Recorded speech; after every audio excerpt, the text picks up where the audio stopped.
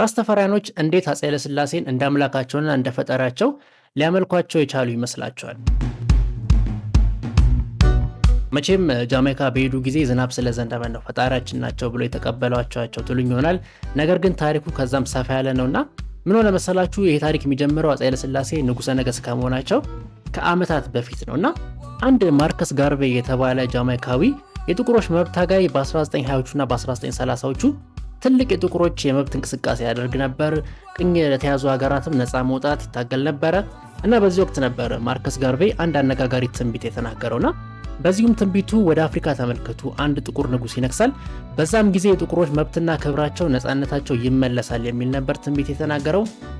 ማርከስ ጋርቬ ይህን ትንቢቱን በተናገረ በትንሽ ጊዜያት ውስጥ ነበር ራስ ተፈሪ መኮንን በኖቬምበር 2 1930 ቀዳማዊ አፄ ኃይለ ሥላሴ ተብለው የነገሱት። በወቅቱም ይህ የንግስና ዜናቸው በመላው ዓለም በመሰራጨቱ የማርከስ ጋርቬ ትንቢት የሰሙ ብዙ ሰዎች እውነት ነው ቅኝ ባልተገዛችው ሀገር ኢትዮጵያ ውስጥ ነፃ የሚያወጣንና ወደ ቃል ኪዳን ምድራችን የሚመልሰን በማለት የራስ ተፈሪያኒዝም እምነት እንቅስቃሴ እንዲፈጠር ዋነኛ መሰረታዊ ምክንያት የሆነው ማለት ነውና ይህ ትንቢት ከተፈጸመ ከ36 ዓመታት በኋላ በ1966 በአፕሪል 21 አፄ ኃይለ ሥላሴ ጃማይካ ሊጎበኙ የሄዱ ጊዜ በዛን ጊዜ ደግሞ ብዙ ሰዎች ኪንግስተን ከተማ በሚገኙ ኤርፖርት ውስጥ እውነት ነፃ የሚያወጣን ነብያችን ናቸው ወይ ለማለት እሳቸውን ለማየት ኤርፖርት ውስጥ ተገኝተው ነበር። ታዲያ በሚገርም መልኩ ደግሞ አፄ ኃይለ ሥላሴ ገና ከኤርፖርቱ ከአውሮፕላኑ እንደወረዱ ነበር ዝናብ የዘነበው።